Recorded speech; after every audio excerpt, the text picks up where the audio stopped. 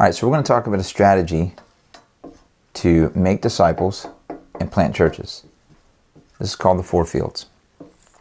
So what I wanted you to think about first is a farmer. If a farmer wanted to see a harvest, what would he do? Well, first he would go into an empty field. All right, he would go into an empty field, not go into the woods, not go into someone else's field, but an empty field, so that he could sow seed. And he's going to throw down a lot of seed. If he wants to see a harvest, he's got to sow a lot of seed, because not all of these are going to sprout. But some of them are going to sprout. He can't make them sprout, but when they do, he can help them grow. He can water them, fertilize, pull out the weeds around them. And then eventually what he's going to do is gather what grows into a harvest.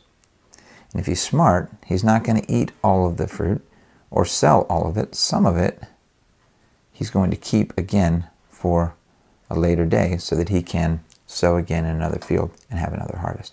Now, how would we apply this to making disciples and planting churches? Well, a church planter is going to go into an empty field, right? And then he's going to sow the seed of the gospel. He's just going to go where people need to hear the gospel, and he's going to share the gospel abundantly. And again, he cannot make anyone believe, but God comes in and causes seeds to sprout. And when they do, the disciple maker, church planter, can help them grow. And then we gather these new believers into a church. Of course, just like the farmer, then we also recognize that we're going to want to plant again. And so we are developing leaders throughout this process. And this is how the process continues. So this is our entry strategy. This is how we get around unbelievers in order to be able to engage with them and share the gospel. This is our gospel strategy. This is how we actually communicate the message of the gospel. This is the life-changing message. This is our discipleship strategy. This is how we're going to help people grow. Right? And then this is our gathering strategy. How are we going to actually bring people together into a church that is healthy and strong? Right? So for each of these fields, there are tools that go with them. So just briefly, here we have something called an oikos map. And our oikos is just a simple way to help people begin to pray for unbelievers and make plans to engage unbelievers. We also have a strategy called our House of Peace search. All right, so in field 1, these are ways that we're going to engage with unbelievers.